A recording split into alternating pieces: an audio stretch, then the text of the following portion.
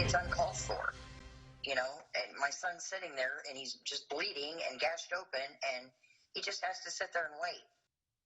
That woman's son was beaten and taken to the hospital, but she says what's equally upsetting is how long it took law enforcement to respond to the scene.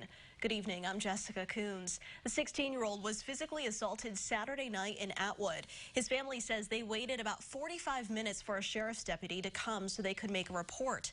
WCIA3's Jennifer Jensen is live in our newsroom. So Jennifer, what did police have to say about this? Jessica, I contacted the Douglas County Sheriff to get the department's perspective on this and find out if this is common. He said he was out of the office for the remainder of the day, but would look into this information and get back to me tomorrow. Meanwhile, this mother says she's confused and frustrated by how long it took them to respond. This 16-year-old boy was beaten by other teenagers at a house on North Iowa Street in Atwood. By the time I got there, I mean, he was gashed open and I called 911.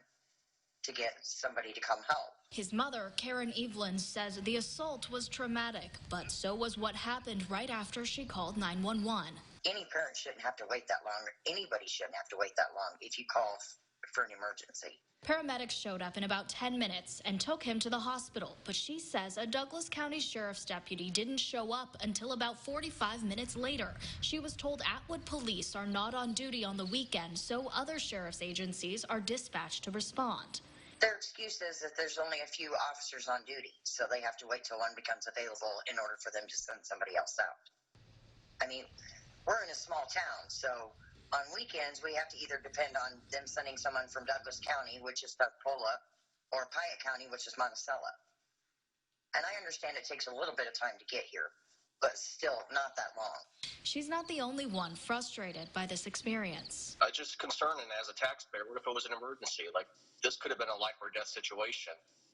And I just believe that we needed better protection. With 23 stitches on his head, the boy will be okay. While Evelyn says she's grateful it wasn't worse, she doesn't want her experience with the wait time for law enforcement to happen to others. I just don't think it's something that we should have to worry about, you know, especially with our children.